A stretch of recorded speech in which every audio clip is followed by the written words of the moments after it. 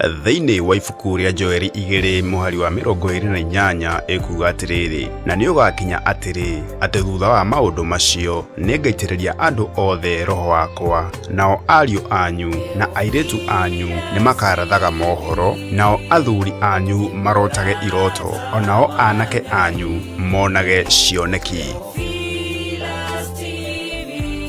Guku gwa Theophilus TV nokuo wamukagira tafarira ciothe ciri na kiguni muturire-ini waku. Na riu turakurehera tafarira ya Theegi wa Njamba. Bwana Yesu asifiwe sana. Ni muda mwingine Mungu ametupatia siku ya leo thini wa tafarira ya Theegi wa Njamba. Haha turigaya na kiugo kia Ngai oroho tukamurika ciegi miturire itu na muno makeria we uritwo ni hinya. Mandiko ni muigaga ati kugotwo ni kirumi ni mundu uri wikaga atia ni mundu uri wihokaga mundu wa guku thi.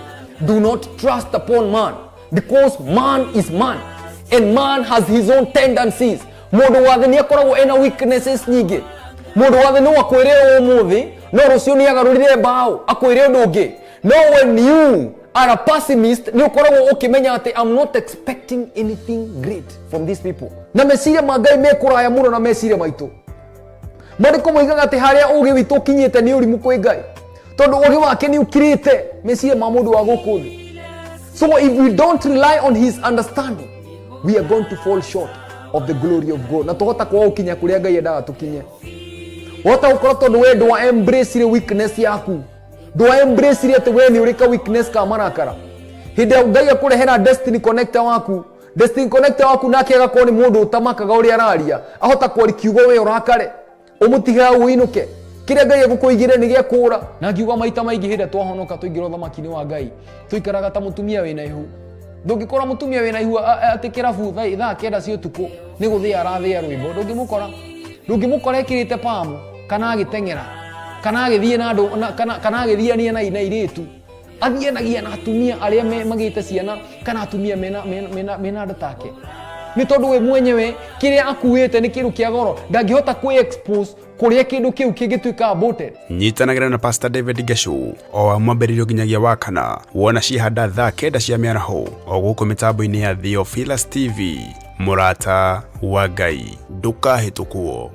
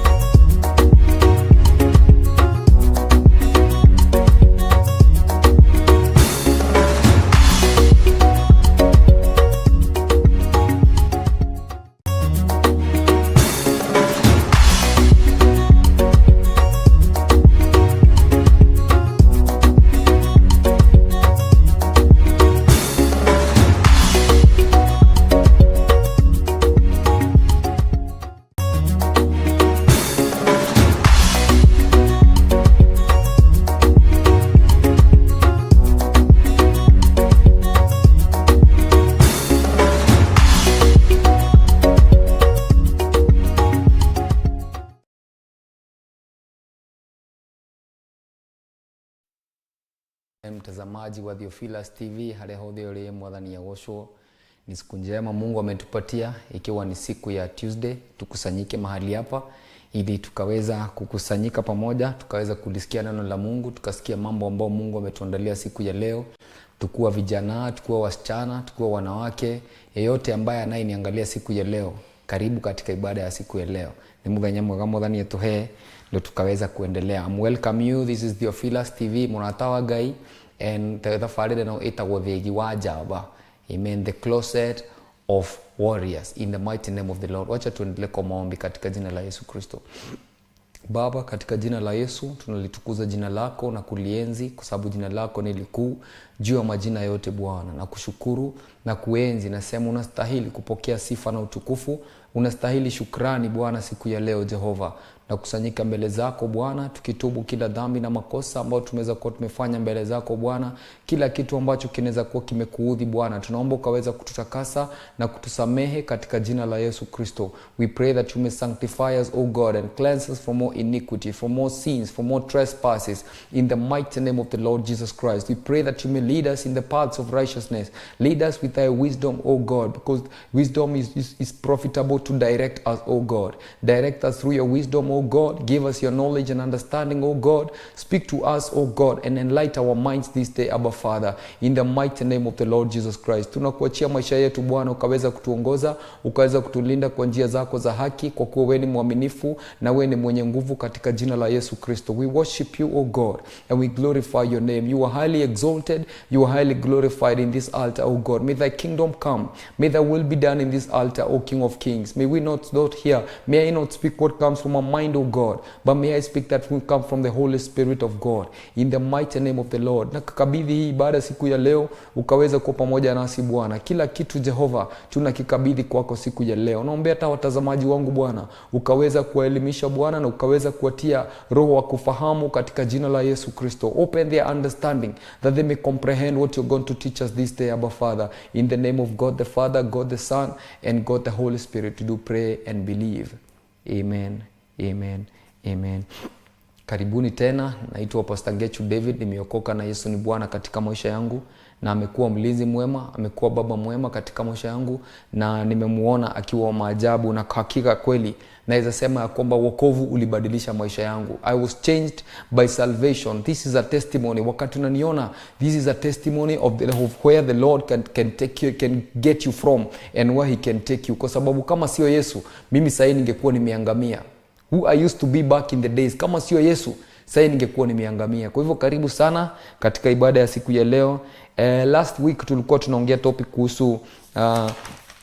kuhusu sexual immorality and other related perversions. Na tukakumbuka ya kwamba sexual immorality ni kitu ambayo shetani anajua kuicreate katika kichwa ya mwanadamu, kwa sababu initially ikikuja mara ya kwanza inakujanga kama kitu inaitwa intimacy. We read about this, tukasema ya kwamba wakati intimacy imekuwa introduced kwa maisha ya mtu, intimacy, it was something that is godly. It was a godly blessing that Mungu alipatia mwanadamu.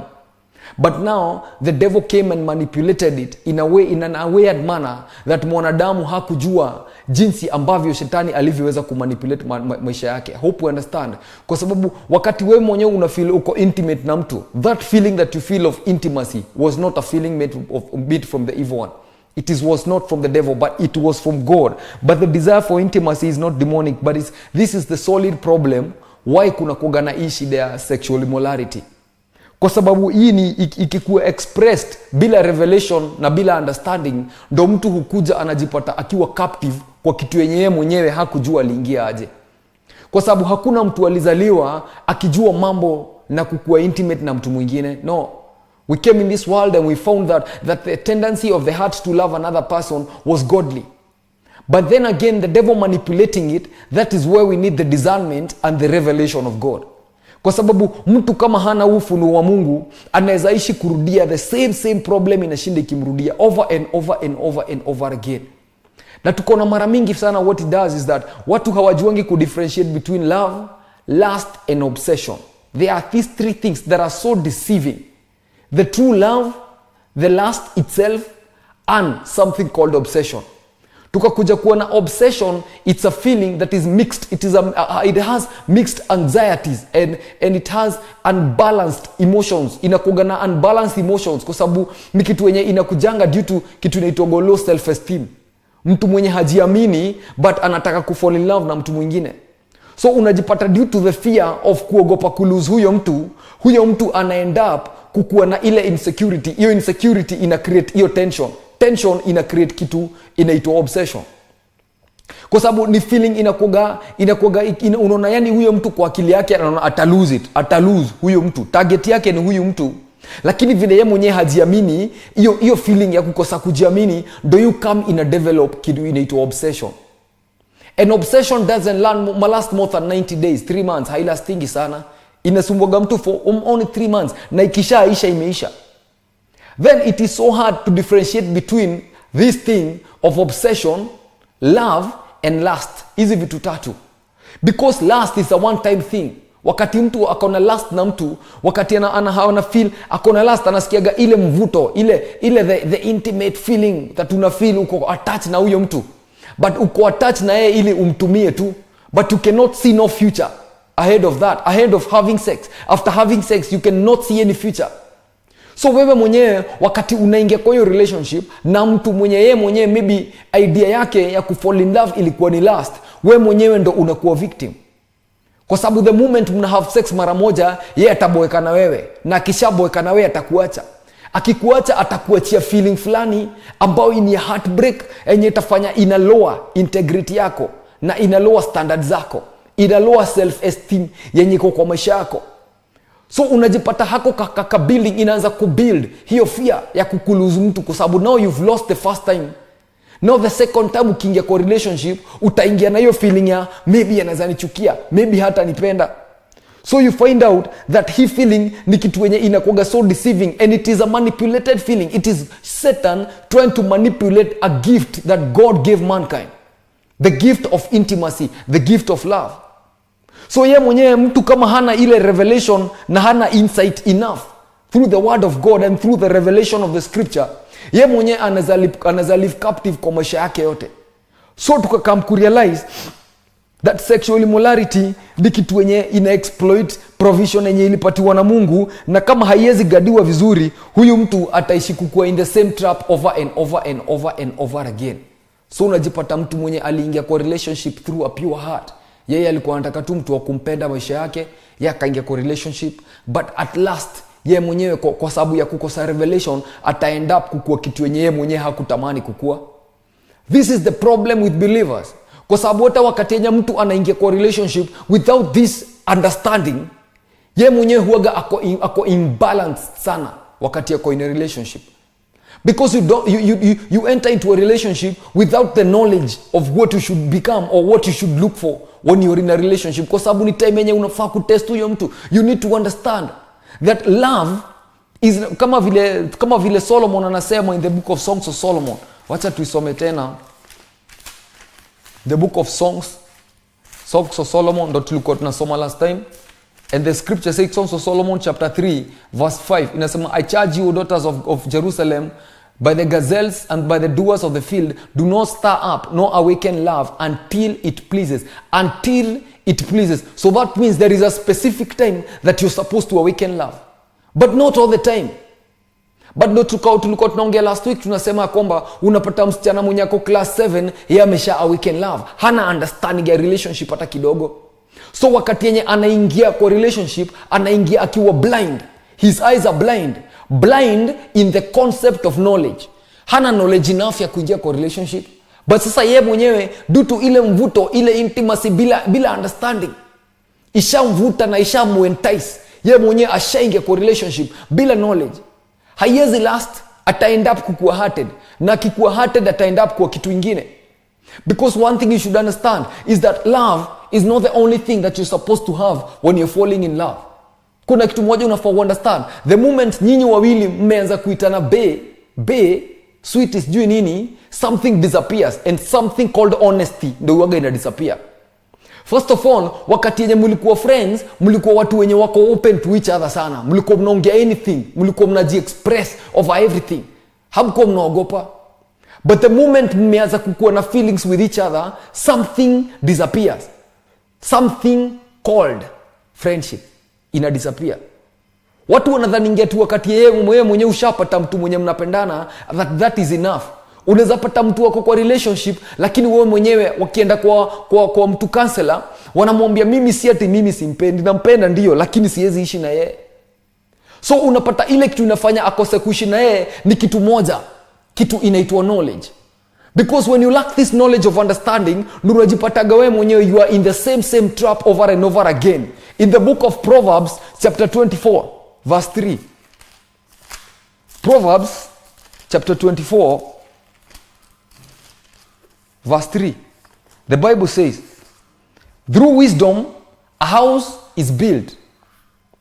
A house is built through wisdom. Through understanding it is established. And through knowledge the rooms are filled with all precious and pleasant riches. Through knowledge, the house is filled with all precious and pleasant riches. So that means knowledge is the one that beautifies the house. It is the one that brings these precious and pleasant riches. Kwa hivyo ni kumaanisha you can have wisdom and have understanding, but ukilack knowledge, hiyo relationship haiwezi stand. Because wakati unapendana na mtu na humjui vizuri, wakati yenye you are not conversant with this person, you have not knocked at the door of his own heart. Kwa sababu wakati una knock kwa door ya hati yake, ukiingia ndani, you can be able to understand that heart. But then watu wanakuwa deceived due to the name that wanaanza kuitana bei na feelings na nini, unaogopa kumlose. That means that you cannot open your heart to that person. That means that you cannot reveal all your secrets to that person, kwa sababu unaogopa huyu mtu anaweza kuacha. So insecurity begins the moment that your eyes are blind in understanding knowledge. Wakati wewe mwenyewe umeondoka kwa knowledge, umeondoa mind yako to knowledge, what happens is you invite something else in you, something called fear. And wakati wenye kuna fear, there is no way that relationship can last. Kwa sababu utakuwa unafanya vitu si ati kwa sababu wewe ni wewe, you will always be someone else. Hautawahi kuwa wewe. So ile reason ina bringing hizi vitu zinaitwa sexual immorality ni kwa sababu ya lack of understanding, lack of knowledge. Mtu anaingia in a blind relationship na yeye mwenyewe haja consult mind yake. You have not consulted knowledge. You do not want to know much about this person. The moment unaona watu wanasema ati love at first sight, mimi sikatai. Yes, love at first sight. But have you taken time to know this person? Have you taken time to know if it's real or not? Have you known that the only thing that can test a relationship is the test of time? Have you known that the only thing that can make a relationship become more edible in your eyes is time, patience? It is a fruit of the Holy Spirit. That is why when you evade these facts, wewe mwenyewe hata wakati una fall in love unajipataga unakuwa heartbroken. Na the moment unakuwa heartbroken na ulikuwa ushajipeana, you had sex with that person, then wakati yenye hizo feelings zinakuwa build up ndani yako, ndio unapataga kuna moment inafikaga msichana anasema mimi sitai fall in love tena. Wanaume wote ni watusi. Si ati wanaume wote ni hiyo kitu uliwatusi. It is because you entered in a relationship without knowledge. And what happens is this: wakati yenye wewe mwenyewe una eliminate the mind when you're falling in love, wewe mwenyewe kenye unafanyaga, you give the emotions a time to build up themselves in you. But then wakati emotions build up, usha build hadi trust, usha build hope, usha jenga mansion na huyu mtu, kila kitu ushapata watoto kwa akili yako, so usha finalize na ushaona hakuna mtu mwingine kwa maisha yako isipokuwa huyu, and then unapitia heartbreak. You did not involve your mind. Wakati heartbreak inakuja, now it is a golden moment that unaanza kuconsult mind yako. So you start now consulting your mind to an issue that you did not consult the mind when you were getting into it. So unapata mind inakosa ile capability ya kusolve hiyo puzzle ya emotions zako, because now usha build up everything, usha build empire without involving knowledge, without involving your mind. That is where the scripture says that through wisdom a house is built. Through wisdom, you build by wisdom. Sina shida nayo. You build a house with wisdom, and by understanding you established it. By understanding you establish it with understanding. But now something else, that watu hukosa, that by knowledge the rooms are filled with precious and pleasant riches. So ndo maana unapata mtu anaweza kuwa kwa relationship, lakini kwa sababu yeye mwenyewe wamekosa kuelewana na huyu mtu mwenye wako na yeye, kuna level inafika kwa sababu hawana knowledge ya each other, they cannot understand each other. Yes, love iko, but because they cannot understand each other due to that closed portal ya knowledge, wamefungiana knowledge kwa sababu wanaogopa kuluziana. You are fearing to lose this person. You don't have the revelation that the only thing that can sustain a marriage is knowledge. Haujui huyo mtu na usha build mansion na yeye. Haujui yeye mwenyewe nini yumkasirisha. Haujui zile vitu zenye zoom pull down. Haujui zile vitu zenye zoom turn off. Initially you don't know anything about this person, but yeye mwenyewe ushampost FB, ushampost kila mahali, ushaji expose kwa kila mtu. Then wakati heartbreakiwa, that audacity ya kurudi kwa wale watu ulikuwa umeexpose mtu wako kwao ndo weze kujijustify tena, inakuwa ni another role in your head, unajiletea depression. That is why unafind wewe mwenyewe wakati hata unaenda kuingia kwa relationship ingine, that same fear from that person, you still carry it in you because you lack knowledge. That is why the scripture says, my people perish because of lack of knowledge. They lack this understanding. Wakati wana fall in love, wana fall blindly. Because hakusikiza what Solomon says, that do not awaken love until it pleases. I beseech you by the gazelles. Anasema, I charge you, O daughters of Jerusalem, by the gazelles and by the doers of the field. Ye mwenyewe anakucharge. Do not awaken love until it pleases. Kama we mwenyewe unajua vizuri sana, you do not have the ability to handle your emotions, it is not a good time to fall in love or to get down into a relationship, kwa sababu uta-introduce the spirit of sexual immorality ndani yako. Itaanza tu blindly. That is what the devil does, because he is so clever. The Bible says in the book of Genesis chapter 3 that now the serpent was the most cunning creature in the Garden of Eden that the Lord God had made. Satan alikuwa the most cunning of all. Anajua how to manipulate people. In the book of Ezekiel ilikuwa inasema he was clothed with wisdom. He has a sense of integrity. He has a lot of intelligence in him. He knows how to trick your mind. Unless wewe mwenyewe uko na the revelation of God and the understanding of the word of God, there is no way you can overcome this. The only thing that can cover you up is having the knowledge of the word of God. The Bible has told us that through wisdom a house is built, and through understanding it is established. But people are building their houses through emotions, through blind feelings towards people. Unaingia tu blindly kwa relationship sababu unaona chali ni mhandi, unaona msichana ni msupu, unaona figa yake venye iko, unaingia blindly in a relationship. Unakosa kujua that hiyo outside appearance umeona, siye hiyo inafaa kuwa inakusustain kwa relationship. It is the knowledge itself. The knowledge, the rooms are filled with all precious and pleasant riches. Wacha nikuambie, unaweza fall in love na mtu saa hizi, and then after a short period of time, we mwenyewe ushakam kurealize vitu zingine negative out of that person. Hata kenye ulikuwa unaona hauoni, na utaona mtu mwingine. And because you are blind, you don't have the revelation of God. Utakuwa unafikiria ku fall in love ni kwa sababu wewe mwenyewe umeona mtu na amekupendeza na macho yako. But you are seeing with these physical eyes, but you cannot see with the spiritual eyes. The spiritual eyes that sees the depth of the person's heart. The Bible says in the book of Jeremiah 17:9 that the heart is the most deceitful. It can be deceived. It can deceive its owner. Even though Biblia inasemanga, it is so deceitful. The heart is the most deceitful. Above all things, guard your heart, because it is the most deceitful, because out of it flows the springs of life. It is so precious, yet so deceitful. It depends on what you are feeding your mind with. That is why unapata mtu akiingia kwa relationship saa hizi. Sikatai utaingia kwa relationship saa hii. Alafu ukiingia mkikosana, mkae 2 weeks kama mjaongeleshana, time yenye mtarudiana, the intimacy yenye ukisikia ndani yako inakuwa more than yenye ulikuwa nayo mkikosana. Kwa sababu the entire moment haujui ni nini ili happen, ni nini ilifanya hii feeling ikuwe created ndani yako, because your mind was all committed to think about that person. So guarding your heart, even though tulikuwa tumesoma wakati tulikuwa tunaongea kuhusu mindset, guarding your heart is guarding your imagination, is guarding the way you think, your thinking capacity, your mind, where knowledge is stored. That is guarding it, because when you guard that part, hauwezi blindly fall in love na mtu, and you won't bring this spirit in your life. Utapata mtu kwa sababu yeye ni handsome, yeye mwenyewe akona ile figa yenye wewe utakaga, unajipata umefall in love na yeye hivyo easily, alafu yeye mwenyewe na heartbreak, but bado unajisukumilia kwa huyo mtu.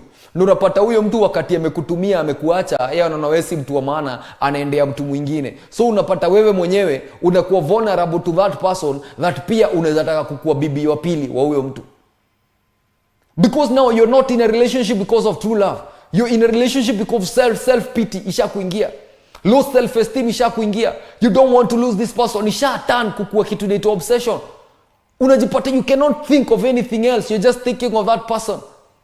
That means that huyo mtu ushaona kabisa hakutaki, but bado unajifinyilia kwake. It makes you feel more cheap cheaper and cheaper, and that is the concept of the devil. That's how the devil manipulates the hearts of people. That is how he gets hold of people and makes them useless. Kwa sababu hiyo kitu ikisha click kwa mind yako that mimi ni cheap, hata wakati unakatiwa na mtu mwingine yoyote utakubali tu kuingia box, kwa sababu unataka kufikiria, unataka kufanya kitu yenye ita relieve zile stress. Na ukipata huyo mtu mwenye ata relieve hiyo stress, pia yeye mwenyewe atakutumia, na yeye mwenyewe motive yake hata si wewe, yeye mwenyewe alikuwa anataka kujibamba.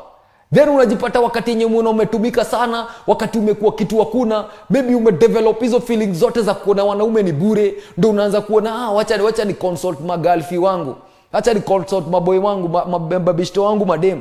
Wanda ukonsult madem wako, unapata hao pia walisha heartbreakiwa. So washa give up na wanaume, na mkiwa hako kakokuna hapo katikati mkiwa mnabonga, mnaanza kuona wanaume ni vitu bure sana. Wacha sasa sisi tuko tunajisaidia. And the door of lesbianism ina knock kwa mlango yako. Poor souls because of lack of knowledge. That is where the scripture say that through wisdom a house is built, and through understanding it is established. But through knowledge, its rooms is filled with precious and pleasant riches. Because the only thing that can beautify a relationship is knowledge. But where can you find this knowledge? Where can you find this understanding? Where can you find this lasting love? That yenyewe itakuwa ni pleasant. Wakati knowledge itaanza kukuwa pleasant to your soul. Wakati mmeanza kuwa na this understanding, mshaanza kujua yeye mwenyewe ni mtu wa kujaa maraka, ni mtu anakuwa na these weaknesses, and because you know them, you know how to balance kuishi na yeye. So hizi vitu zinakujanga wakati yenye watu wameingia in a relationship prematurely. Inawafanya wakuwe vulnerable kwa kila kitu ambayo inakam kwa maisha yao. Inakufanya unaanza kufeel wewe ni mcheap. And the moment una feel wewe ni mcheap, unajua the more you think, what you think about yourself, the highest level that you think about yourself in, hiyo level yenye unajifikiriaga ukiwa mwisho, hakuna mtu anaweza kubeba ukiwa more important than that level, mahali penye wewe ujibeba. So wenyewe kama standards zako ziko juu, kila mtu mwenye atakabu kwa maisha yako atajaribu ku-reach out to standards zako ndio aweze kucope na wewe. Hakuna mtu anaweza ku-respect more than yenye unajirespect. Hakuna. So wakati yenye low self-esteem ishakuhit kwa sababu ya kuheartbreakiwa, wewe mwenye integrity yako inashuka, esteem yako inashuka, respect yako inashuka. Ishafika hapa. Mtu mwenye ulikuwa precious ungekatiwa na mtu yeyote. Sasa hata madona mtu yeyote anaweza ukatia. Hata kama ana pesa, wewe tu bora upate tu msee mwenye anakuambia tu anakupenda. Because you're so desperate. Now you're entering in relationship because of self-pity. Desperation. So unajipata mtu ameanza kukua tu poko tu hivyo. Rahisi. Ashaanza kupenda wanaume si ati kwa sababu ya love, but ni kwa sababu ya pesa. Hiyo ndio pattern yenye shetani ameweka kwa mind ya wasichana wetu na vijana wetu siku hizi. Wasichana wengi wanasemanga yeye mwenyewe hayazipenda. Afadhali aliye akiwa ndani ya Land Cruiser kuliko aliye akiwa kwa single atijua kukosa. Hivyo ndio wanasemanga. Afadhali nilie nikiwa kwa Land Cruiser kuliko nilie nikiwa kwa single. Kenya mtu anapika na stove. So unaona ile kitu yenye ime-embrace ndani yake ni pesa. Yeye mwenyewe anataka wanaume kwa sababu ya pesa. This is how sexual immorality is developed in the heart of people. It is a sequence. Hakuna mtu anzaga akiwa malaya. Hakuna mtu anaweza kuwa ni virgin mwenye anaweza enda kujiuza. Tell me one person who is a virgin mwenye anajiuza. Lazima hiyo kitu ikuwe introduced kwa kichwa yake. Hata wakati yeye mwenyewe anaenda kufall in love na mtu, ni kitu wenye anaogopa kuzaja ifanya. Then asikiaga wakisema hizo siku kunaga virgin siku hizi. Because ladies wanaanza have sex kama wako so young. In the age ya 14 hata 13 washaanza have sex, washaanza kukuwa exposed to these illicit behaviors. Siku hizi kila mtu akona simu. Ndio unajipata kila mtu mwenye sasa akona simu na akona data. Unajipata zile vitu zenye anakuwa exposed nazo ni vitu za kudevelop, zinaanza kudevelop kwa kichwa yake. Ni vitu kama pornography, illicit pictures, hizo vitu za nude zinaanza kuflow kwa kichwa yake.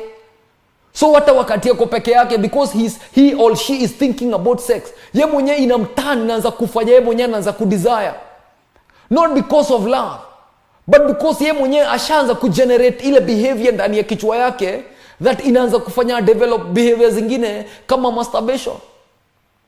So unapata hizi behaviors zinakuwaga introduced in a very systematic way. Because the devil is so clever. He is so cunning. He is so wise. He is so deceiving. He knows what you want. He knows what you desire. He knows how to trick your mind. If you don't cover yourself with the richness of the knowledge of God, you're going to fall into the same trap over and over and over again. Ni watu wengi sana wenye nimekuwa nikiomba nao, wenye wanapitia hii shida. Mtu ana masturbate sana hata mara 5 kwa siku, ananiambia mwenyewe nimekuwa nikimasturbate for 30 years. Nisaidie venye naweza toka. Hebu niambie, what can I do? So unapata hii kitu ishakuwa generated kwa mind yake, and the only thing that he needs is the steps that I gave you some days back. You need to surround yourself with the word of God. You need to surround yourself with godliness. Because if you don't stop right now, unasemaga hivi, if you're not stopping it right now, then you will never stop it. Ile kitu yenye unajiambiaga utaacha kesho, hautaiacha kesho. So utaishi kuicrave over and over again. Kwa sababu one thing the devil is doing is that yeye anajua wewe mwenyewe wakati umesurrender to God, you have acknowledged God and have left this fixed mindset and have had this growth mindset in you that you want to grow. You are determined to grow. Yeye mwenyewe anajuaga the only thing he will introduce to you is that spirit ya kukuonesha yenyewe si saa hii, wacha kuenda saa hii, ni process moja kubwa sana. Inataka kwanza ujipange. Tayo kujipanga saa hiyo, the Holy Spirit of God is knocking at your door. But now the devil is inside that heart. So yeye mwenyewe shetani alinok ndo aingie. Jesus knocks still ndo aingie kwa hiyo roho. So unajipata kwa hiyo mvutano ya those two spirit. The spirit of God is crying for you, but the devil is still ruling over your mind. So unajipata wewe mwenyewe kukuwa willing inakuwa ni hard. Because unaogopa kulose. Unaogopa shetani ashakuonesha utalose. Because the entire time umekuwa exposed to immorality for a very long time, that unaona yenyewe yako behavior kakishaingia kwa kichwa yako that you cannot overcome. Ni kitu wenyewe mwenyewe iliingia pole, and the more iliingia pole, the more unafaa utoke pole. Transformation of the mind. Your behavior mpaka ukuwe na ile power ya kusema hapana. Because people don't have this power to say no. Na hii ni grace. This is the grace of God that is at work now to help you to say no. You cannot say no to an evil thing without the grace of God in you. Hata wale scientists wenye wanakuambiaga ujaribu kuacha pole, ati ujaribu kufanya nini, if the Holy Spirit doesn't enable you, wacha nikuambie, this is a spirit. You cannot fight the kingdom of darkness if you're already in darkness. You can only fight the kingdom of darkness if you're in the light. And the moment that the light is knocking at your door, wants to enter in your heart, that moment, the darkness is still fighting for that place. So unafaa ujue hiyo vita, hakuna time yenye utaisikika ati umekuwa insisted, ati umekuwa convicted, sasa mimi nataka kuchange. Hakuna time utaifeel hivyo. You will never feel that, but you will always feel I need to change. Sometimes una feel stay kuchange. Wewe mwenyewe lazima make that decision. And we learned sometimes back about the soul. Tuko na soul inakuwa na one member called will, the self will, the will power. The power of will that is inside a man. That power that makes you will to do something. Hiyo will, ndo hiyo yenye ulikuwa willing to let the devil inside your heart, is the same will that you're supposed to use to let Jesus in your heart. You must be willing. Because kama ulilet the evil spirit ingie, then you should have that strength to let the Spirit of God enter in you so that it can change you totally. You cannot be changed without the Spirit of God. You cannot be changed without the proper knowledge of the Word of God. You cannot have the understanding of spiritual things of the God who made you. Hiyo manual yenye yeye mwenyewe alikutengeneza ukuje nao kwa hii dunia is this Word of God. There is no way you can fully use the capability or the proper knowledge of this Word of God without letting it in your heart. Lazima wewe mwenyewe uko devoted kwa hii word ndio ikuchange. So unapataga watu wengi wanakuga so lazy because they wanaonaga nika it's a big task to read the Word of God. I'm coming to discourage you right now. Because you are either ruled by God or you are either ruled by evil. So if you don't let God come inside your heart, the true creator of that heart that is deceived, ye mwenye akuteach how to create, how to make the Holy Spirit rule over that spirit. That's what tulisoma in the book of Proverbs 25 verse 28. That whoever has got no control of his own spirit, because you should have control over that spirit. But the moment that the reason you cannot control that spirit is because you are in the kingdom that is sympathizing with that spirit. So you must get out of that kingdom. Get inside the kingdom of light, that you may rule over this kingdom of darkness. And when the light comes in you, your darkness waga inaondoka. Unaona hakuna mahali kwenye kunaweza kuwa na light alafu uone tu mawingu tu giza. No. Matter of fact, wakati jua inachomoza, giza hujificha. That is the concept of light. Because when Jesus comes inside your heart, the darkness will have to leave you. Vitu zenye wewe mwenyewe ulikumezewa kufanya lazima zikutoke. Now you start developing this kind of knowledge that is in the book of Proverbs 24 verse 4, that by knowledge the rooms are filled with precious and pleasant riches. That means that you become rich in the spirit. You become rich of knowledge. You become rich of understanding. You start having the freedom. Kwa sababu kama huna knowledge hawezi kuwa na freedom. Let me tell you one thing.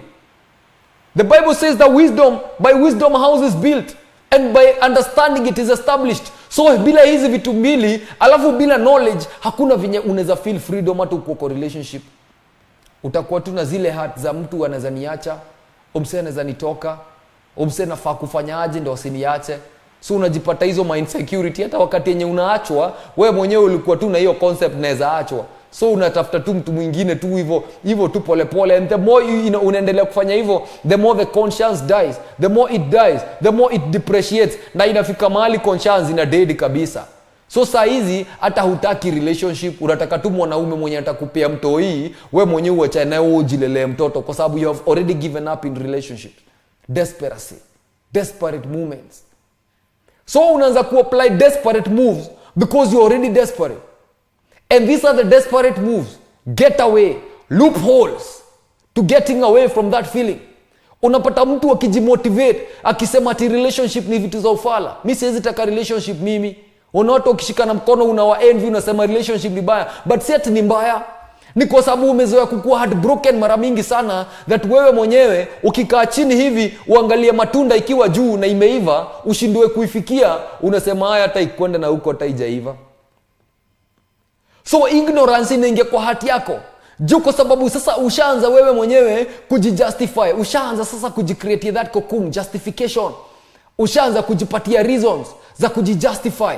That mimi niko poa, alafu upata ina wasichana wanajiambia the same thing. So mnaanza kukashifu wanaume. Si eti wanaume ni wabaya. Wewe ndio umekosa kutumia the knowledge that the Lord has given you through the understanding of God. So watu wengi sana wamefall in this trap. Because it is a spirit, but they don't understand. Mtu hajaokoka, asha give up na relationship. Yeye mwenyewe hajui that the Lord is the creator. Yeye mwenyewe kuna mtu alikuwa amemchagulia. There was a specific time that he is supposed to fall in love according to the book of Ecclesiastes, according to the book of Songs of Solomon. But due to yeye mwenyewe alirush, akaingia before that time. Do not awaken love until it pleases. Yeye mwenyewe akaingia when it was not pleasing, without the discernment of the Holy Spirit. Now ana face consequences, na wakati ana face consequences hana kitu ya kufanya kwa sababu hana knowledge ya kumtoa hapo. Yeye mwenyewe hajui ati God ndo kila kitu kwa maisha yake. So mwenyewe anaendelea kukuwa humiliated. Anaendelea kuembrace vitu zenye hazifai. Kama ni mwanaume ameachwa, anaanza kuona fadhali kufall in love na wanaume wengine. Akiona mwanaume mwingine anaanza kuona yeye afadhali kukuwa na kufall na boy kwa sababu nikaa boy haezi niacha. And that moment gaze him inapata loophole kwa maisha yake. The portals that the enemy is opening in your heart due to lack of understanding and knowledge. Kwa sababu the moment umebebwa na hizi vitu, tutakuwa tu slaves na hakuna time tutaiweza kutoka. Because the only one thing that will help you to come out of that is the knowledge of God. But now the knowledge of God cannot reign in you if you haven't acknowledged God and let God reign in you. Lazima ukubali God reign ndani yako, so that you can have this understanding ya kujitoa kwa hizi vitu. Watu wengi sana wengine young washa give up in relationship, washarusha mikono, washaona yeye mimi hata siwezi taka kukuwa in a relationship. Relationship siku hizi nasikiaga wakisema ati love iliisha. Data kunaga love siku hizi, hivyo ndo nasikiaga wakisema si ati hakuna love brother. Mdem si ati ni love hakuna. Love iko. But then you just consult God, the creator who gave knowledge, who gives knowledge. And who gives understanding of times and seasons? Because Solomon imesemaje, do not awaken love until it pleases. So unapata kashida ka relationship, watu wanafall kwa sababu they don't understand the concept of the heart. They don't understand how the heart behaves. They don't know how to test whether it is true love or it is obsession or it is lust. They don't know. Then unafind hako ka slavery kakisha ingia ndani ya mtu kana create something else yenye itaendelea kumsumbua maisha yake yote. Na ndio bara alikuwa anasema straight from the frying pan straight into the fire because of lack of knowledge. It is a time that watu waanze kuunderstand that God does not want you to fall into this trap. God wants to redeem you that you may become what God wants you to become. But hakuna vile utakuwa hivyo unless God mwenyewe akupatie hii knowledge. Because wewe mwenyewe uliingia kwa relationship na emotions, hauku consult your mind. You did not hauku consult mind yako. So wakati yenye umeheartbreakiwa na unajaribu kwenda kuambia mind sasa iko hivi, tafadhali kama unisaidie kuhili kitu. The mind cannot heal it because first of all that puzzle is so great. Ye mwenye haingekubali you reach those levels za kukuko so obsessed na mtu that hakuna kitu wezi fanya juu yake. So unajipata hizi vitu zitakuwa ntangu na zikusumbue kwa maisha yako yote because you have ignored the most precious thing. Sababu hauna patience. You do not have the Holy Spirit of God to teach you patience. Because the only thing that can test whether love is pure is time. Mtu mwenye nakupenda atakuwa patient na wewe. Na hautaingia kwa hizi behaviors kwa sababu mtu mwenye nakupenda hakupendi ati kwa sababu ya sex. The relationship is not all about sex. Sometimes it's about mutual goals. But wewe mwenye hata hamna mutual goals na huyu mtu kwa sababu humjui vizuri. Then ushaingia in a relationship na yeye na humjui vizuri. Hamna goals same. Wewe mwenyewe unapenda kuwa evangelist, yeye mwenyewe anapenda kucheza ball. How can those two things get in line with one another kama hamja understandiana nyinyi wenyewe? Where there is no knowledge, watu huaga wanaangamia sana. Because knowledge come to beautify a relationship. That is where the Bible has said that by knowledge the rooms are filled with all precious and pleasant riches. So without this knowledge there is no way utakuwa interesting kwa huyo mtu. Nacha nikwambie kitu moja, wakati obsession inasumbua mtu, hizo mixed anxiety, hizo zenye zinasumbuaga mtu na hizo build up tensions zinakufanyaga wewe unakosa kuwa interesting kwa sababu hauwezi kuwa creative kujua venye unaweza please huyo mtu. Hauwezi kuwa na hiyo time juu every time you are worrying too much. Hauna ile sense ya kukuwa creative. Anajua wakati umeingia kwa relationship alafu wewe mwenyewe huyo mtu ashakufigure out. Ashajua kila kitu yako, ashakusoma yani kutoka A hadi 0 hadi 100. Huyo boy ashakusoma yani wewe akaona wenye hakuna kitu kingine mpya ako ready kusoma kutoka kwako. Sasa huyo mtu anakosa any interest na wewe. Na ataenda kukuacha. Kwa sababu sasa yeye mwenyewe there is nothing interesting in you.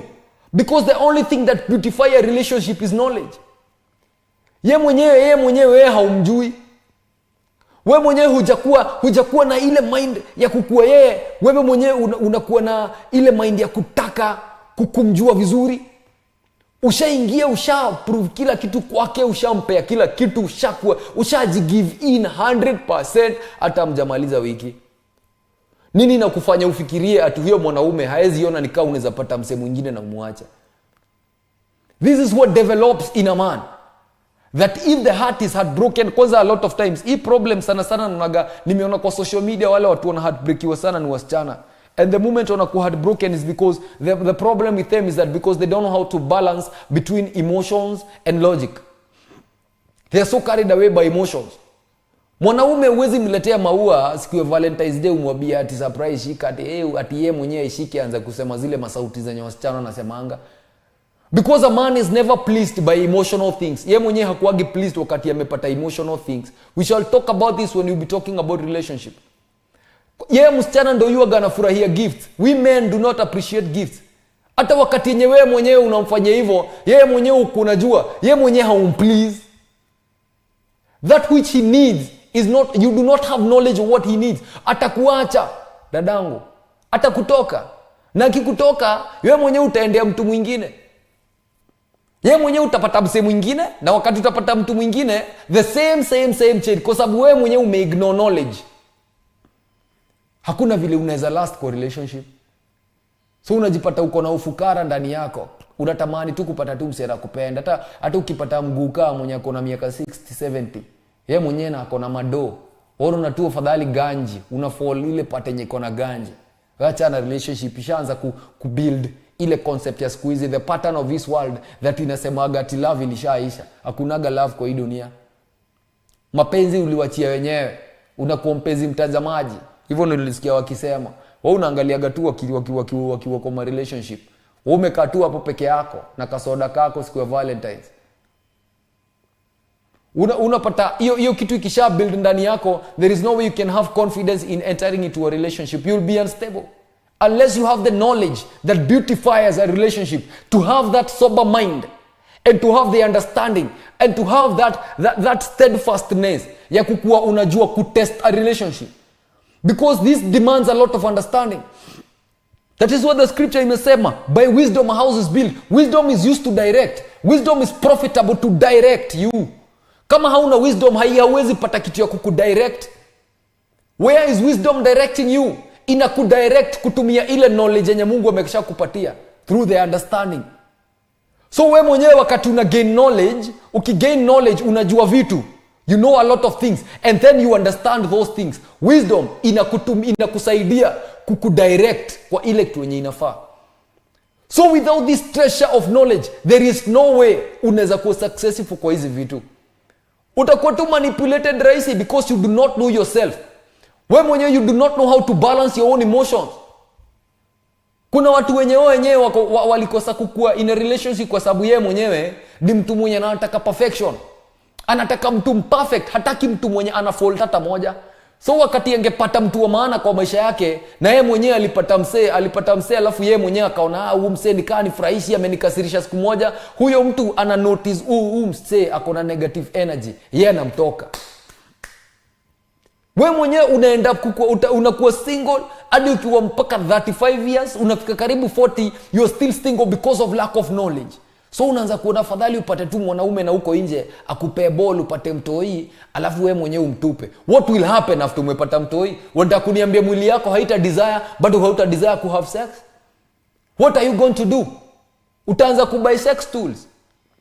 Utaanza kupractice masturbation kwa peke yako kwa nyumba. Utaanza kuona afadhali kuingia kwa relationship madenge. Na maboy anaanza kuingia kwa relationship maboy. Napata ni Mondarito ananiambia knowledge comes to beautify a relationship. Amen. Knowledge comes to beautify. Kwa sababu wakati hauna knowledge, hautaweza kubuild hii actual platform ya inaitagwa aje mansion yenye wewe mwenyewe ulikuwa unaona kwa akili yako. Because first of all, when there is mtu yoyote, niliwaambia last time, mtu yoyote mwenye akona ability ya kucreate tension ndani yako, huyo mwenyewe akona ability ya kukumanipulate. So in actual sense, if wewe mwenyewe haujijui to the sense that unaweza pata tension juu ya mtu, that means that you should go back to the drawing board and search for knowledge. And when you search for this knowledge, wewe mwenyewe ukikaa chini hivi, you'll know what you want, you'll have the steps.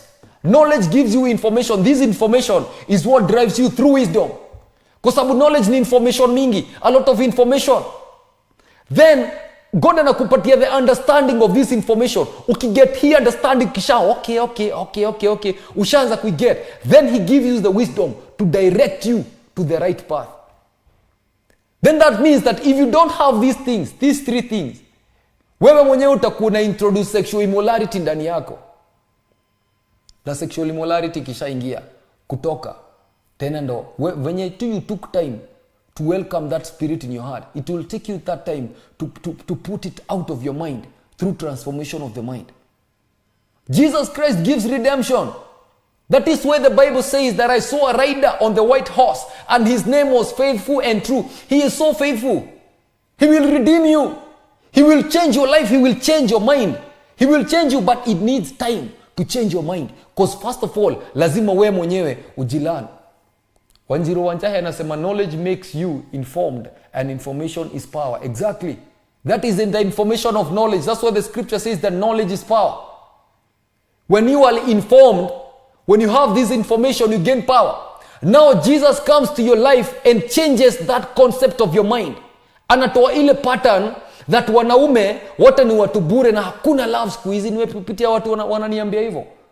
And I usually motivate them. Naambia si ati love imeisha. No, it's just that you are ignoring knowledge.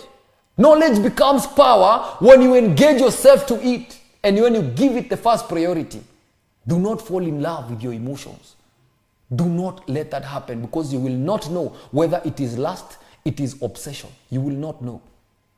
And the moment you come to realize the true answer, utakuwa already umefall in love. That means that uta need time ku empty that heart out of that bitterness, ndo uweze ku remain ukiwa sober venye ulikuwa before. So it will take you time. It is so time consuming. Knowledge is power. Knowledge ikisha kulead, we mwenye hautakuwa led to sexual immorality, because you already have this knowledge in your head. You already have this information flowing deep down in you. You are informed. You know what you are looking for. Unajua mwanaume si ati ni sura, mwanaume si ati ni pesa. Hapana, anaweza kuwa hana hata eni, but huyo ndo anaweza satisfy roho yako, because a soul of a man is not satisfied by money. Only pure love. Love can satisfy a soul, not money. Pure love. And pure love does not have fear. First of all, lazima understand hivyo. So wakati wewe mwenyewe umeanza kuogopa huyo mtu, just know something is losing. You need a lot of knowledge. Wakati unaona ushaanza kuona msee ushaanza kuogopa uko na tension, just go for knowledge, because knowledge is going to strengthen you. Knowledge itakufanya wewe mwenyewe ushajua what to talk. Knowledge ikishaingia ndani yako, ushajua what happens with this kind of people. Hawa watu wakikuwa hivi, wanakuaga hivi kwa nini? Unajua knowledge ni wakati yenye unaona nyoka hivi, na unaona nyoka unaanza kujua hii kongi poisonous, hii inakuaga na venom fulani. That is knowledge, information. Na hiyo information wakati uko nayo, you become strong, because now you are aware. You have the full information. You don't have to fear when there is knowledge intact. Kitu yenye inaletaga fear ni lack of knowledge. People fear what they don't understand. When you don't have that knowledge of that thing, you start fearing it. Ndio maana unapataga watu kwa relationships siku za kwanza, unajipataga wewe mwenyewe huwezi kula kichapo kirarue hivi ukule mbele yake. Huwezi fanya, hapana, huwezi fanya hivyo. Utajifanya wewe mwenyewe unakula tu pole pole, because unaogopa unaweza choma picha. And siku za kwanza kama knowledge haija hit in, you cannot be yourself. So it needs time for you to become yourself. Why is it so? Why was man created like that? Kwa nini wewe mwenyewe unakuaga open kwa mabeste wako sana ama kwa wazazi wako sana, lakini kwa ule mtu mmejuana na yeye leo hawezi open up hivyo? What are you fearing? Lack of information. It makes you fear. So when this fear enters in you, wakati inaingia ndani yako, inakufanya unaacha kukua stable. So hiyo instability ndo shetani huaga anatumia, anaimanipulate, anaifanya obsession. Sasa unaanza kukua obsessed na huyo mtu. God's child anasema that knowledge helps in knowing how to react and respond. Exactly. Knowledge inakusaidianga kujua, inakupatiaga information ya kujua vitu, inakupatia information ya kujua vitu mingi. So you know hawa watu wanakuaga hivi. You know huyu mtu mwenye nimefall na yeye huyu ni sanguine. Sanguine wanakuaga hivi, wanakuaga watu wa hype sana. Huyu mtu mwenye niko na yeye ni choleric. Hao watu wananyamazaga, na hao watu wanaweza beba mavitu ndani ya roho zao. So what can I do so that ni sustain huyu mtu? Then wisdom inakudirect. Bwana asifiwe sana. Because wisdom is beneficial to direct. You cannot fall blindly for a person, and you cannot introduce sexual immorality in you if wisdom is in control through knowledge. So unaweza kuwa na wisdom inakudirect but huna information. Sasa utawezaje kusaidia? That which beautifies a relationship is not in you. Then how are you going to be stable? You are going to develop sexual immorality. Wanza kupata saizi unataka mtu mse mwenye anaweza kana wewe. Tenda care support living anasema it's pretending because you don't have knowledge. Exactly. Watu wanaanza kupretend in relationship kwa sababu hawana knowledge. And this knowledge becomes power. This knowledge is what makes power in you. Wakati uko na knowledge unakuwa hadi confident because you know. You have already summarized the whole entire story. You have it on the palm of your hands. You have everything under control through knowledge. So wisdom is used to direct you according to the actions that you do. So this is something that is built up in people's mind, but due to lack of due to this ignorance, ina bring lack of understanding and lack of knowledge. Juu una ignore. We mwenyewe unataka kufall in love blindly na hautaki kujua points, hautaki kuenda step by step, hauna patience. Wanjiru Wanjahi anasema an unequipped person need no sympathy and they ain't desperate. Exactly. Mtu mwenye ako equipped hata hitaji sympathy, kwa sababu the moment wewe una introduce sympathy ndani yako, that means that is a weakness. Ushajua sympathy ni weakness. Kama vile justification ni weakness. Unajijustify. Unasema ati siku hizi love iliisha. Siku hizi love iliisha. Watu wale siku hizi ni pesa. So wewe mwenyewe wakati wenye uko equipped, you don't need to justify yourself. You don't need sympathy. Because you're not desperate. Kwa sababu wakati una knowledge, una ile joto. You have that strength to live. You have the ability to live tomorrow. You have everything under control. But if you don't have anything under control, utaenda kutumiwa ukiwa msichana. Umetumwa na wanaume 5, 6, 7, 8, ushafika mahali mpaka wewe mwenyewe ushajikosea heshima. Kijiji yako yote washaji wenyewe wewe ulishatumika, and they start losing the taste of you. Mtu mwenye alikuwa handsome sana au msupu sana, level yake ya understanding ama level yake ya kujiamini ama value yake ina depreciate. So hakuna mtu mwenye anamtaka, so hakuna mtu mwenye haezi. So yeye mwenyewe atakuwa anapata wasi yeyote tu mwenye amekuja. Due to lack of knowledge. Knowledge beautifies a marriage. Knowledge beautifies a relationship. Ningetaka producer atuweke hizo comments ndo niweze kuziona kutoka beginning, ndo tuweze kuona how to deal with them, and I know that we are going to be blessed in the name of the Lord Jesus Christ. Tunaanza anza na za FB ndo tuweze kuendelea vizuri. And I believe that everyone is blessed. Nimefurahia sana kuwa na nyinyi. Napata ni Munderito, God bless you so much. Lilian Christopher, God bless you so much. Emily Joki, God akubless sana. Emily Irene Ngash, God akubless sana. Na Kamau Alan, God akubless sana na akutendee mema. Hapa tuko na Triza Mushume, God akubless sana Triza, God akupatende mema na ishi pamoja na wewe. Tuko na Godchild, God bless you so much. Joyce Nduta, Mungu akubariki sana. Very true, God help us to know exactly. God has everything in his hands. Teresia Kimani, God bless you. Ni Munderito, God akubless sana. Na Wanjiru Wajahe, God akubless sana na kuneemeshe. Wanjiru Wajora, Nguga yakora adhime muno. Mary Maina, God bless you so much. Ni Moderito, God bless you so much. God's child, Wajiro Wanjahe, Triza Mushume. Tuko na Tenda Care Support Living, God bless you abundantly. Wajiro Wajahe, Mungu akubariki sana. Ni Moderito natuambia, the Bible says, do not lean on your own understanding. May God grant us wisdom, knowledge and understanding. Exactly, that will help us. That's completing a marriage. Because the Bible says the house is built of wisdom, established to understanding, and its rare treasures are brought around all with all precious and present riches because of knowledge. So ukiwa na hizi tatu, you have the completeness of everything that you need. You won't fall in love blindly. And I know that the Lord is going to grant us these things by the will of God the Father, God the Son, and the Holy Spirit. Let us give thanks. Abba Father, we worship you and we give you glory, honor and adoration and might. Wewe ni Mungu mkuu, wewe ni mfalme wa falme, wewe ni Mungu wa miungu. Jina lako limetukuka, jina lako limeheshimika Bwana. Umeinuliwa juu ya miungu yote, juu ya falme zote. Umetukuka Jehova juu ya kila kitu Jehova.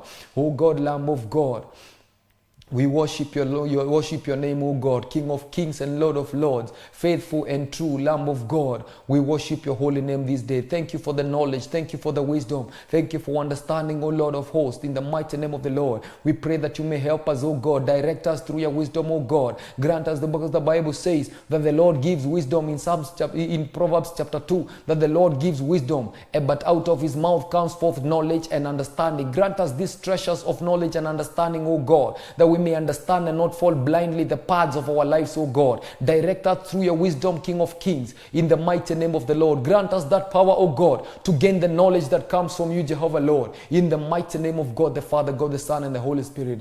Oh Lord, I pray that you may help us and be with us, O God. I surround all my viewers in the blood of Jesus Christ and with the fire of the Holy Spirit. May the sword of God be with them, O God. May it protect them from each and every wickedness, in the mighty name of the Lord. May the name of Jesus, O God, I speak the name of Jesus upon their lives, O King of Kings. I pray for redemption for those who are bound in the mighty name of the Lord Jesus Christ. I worship you and honor you, Jehovah Lord, because you're faithful and true, Jehovah. In the name of God the Father, God the Son, and God the Holy Spirit. Amen, amen, amen. Wale ambao wangetaka kuokoka, rudia nyuma yangu, sema Bwana Yesu, ninaja mbele zako, ninaomba unisamehe na unitakase dhambi na makosa. Nioshe ewe Bwana na unitakase Mungu. Siku ya leo nimeokoka na Yesu ni Bwana ndani yangu. Shetani na kazi zako za giza, siku ya leo nakukana na nakiri Yesu Kristo kama mwokozi wa maisha yangu. Katika jina la Mungu Baba, Mungu Mwana na Roho Mtakatifu naomba na kuamini. Mungu akubariki sana. Wale ambao wameokoka, tafuta kanisa ambao utakuwa unashiriki, tafuta mahali penye utakuwa unapata neno la Mungu, ndio ukaweza kupata hii spiritual nourishment na the knowledge of God ikaweza kukua ndani yako. Mungu abariki sana. Ni moderator anasema amen, amen, amen. God bless you Pastor David. God bless you too. Ni moderator. God bless you Wethirawanjora. Mungu akuwe pamoja na nyinyi mpaka tuonane siku ya kesho. Wale ambao wana sadaka zao unaweza toa katika paybill yetu ama namba ya our mom and our dad, na Mungu atawabariki sana mpaka tupatane siku ya kesho. Shalom, shalom, shalom. God bless you.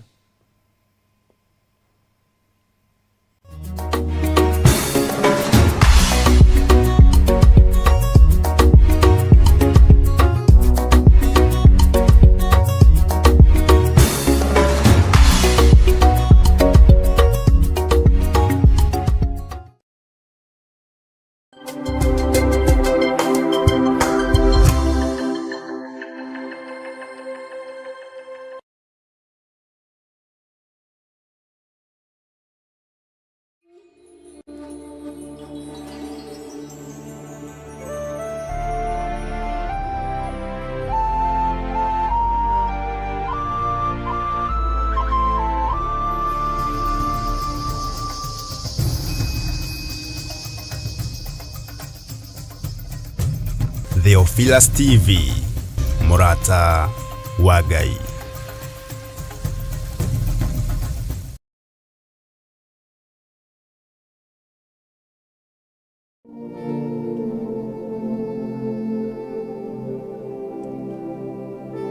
Athesalonike wa mbere 5:16 ikuga atiriri, kenagai hingo ciothe, hoyagai mutegutigithiria, maundu-ini mothe ri, cokagiriai Ngai ngatho, ni undu ha uhoro wanyu ri, oguo niguo Ngai endaga ethi-ini wa Kristo Jesu. Riu Theophilus Church tuli ohaha ringi tugigwitira mahoya maitu ma o mweri nimo monthly prayers kanitha-ini witu wa Theophilus Church Njatha-ini Ngomongo tariki 3 mweri wa 11. Rika yandere mama yande tuigwire tha kigongona kia matu-ini, tuigwire tha muthamaki wa thamaki, tuigwire tha Jesu Kristo, tuigwire tha muthamaki wa thamaki, tuigwire tha Jehova Ngai, tuigwire tha muthamaki mwene hinya wothe, twabatara tha ciaku Ngai, turirikane gutura muoyo Ngai utari muthutukanio, tonya kwao mĩciĩ, ũmekĩre nĩ tondũ wetha, ũmaringĩre nĩ tondũ wetha ũtugi-inĩ waku na wĩhokeku.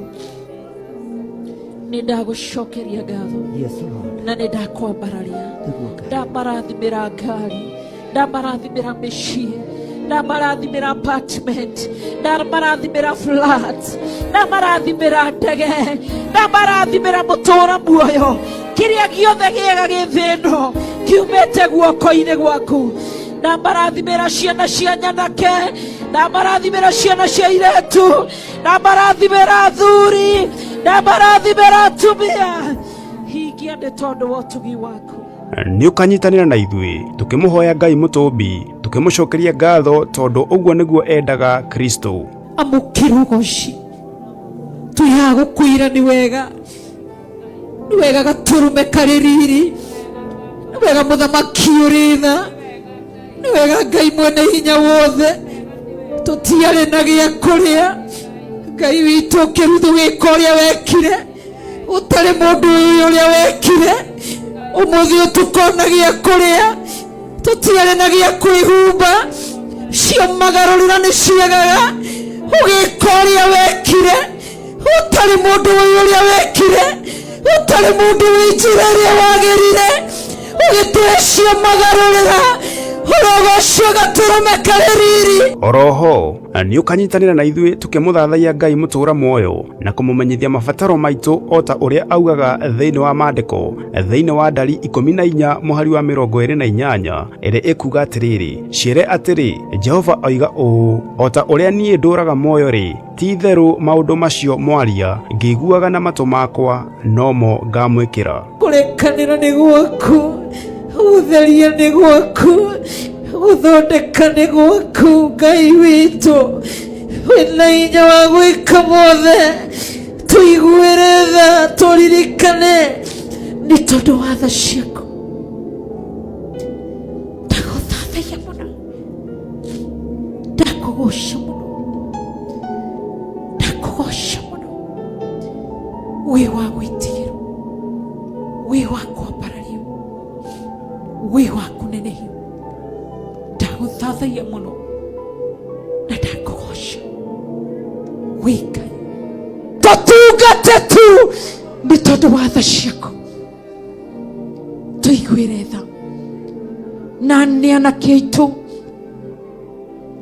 arĩa twĩroreire tu makĩnyagĩka njohi-inĩ, arĩa mohetwo nĩ drugs, arĩa moirwo nĩ acũcũ akũrũ na atumia akũrũ. Tũiguĩre tha. Kĩgongona kĩa matu-inĩ tuoka kuuga nĩ wega, despite ya maruo na mathĩna tuoka kuuga nĩ wega. Tumũra kanua gaku wĩre Ngai nĩ ngũgũcokeria ngatho na ngoro yakwa na meciria makwa. Nĩ wega ũrĩa ũnjĩkĩire, nĩ ũtugi ũrĩa ũndugĩte, nĩ kĩrathimo ũharũrũkĩirie. Ririkana igongona rĩrĩ rĩgakorwo kanitha-inĩ witũ wa Theophilus Church Njatha-inĩ Ngomongo tarĩki 3 mweri wa 11 na rĩkambĩrĩria thaa 2 cia rũcinĩ. Ngai arokũrathima ũgĩũka.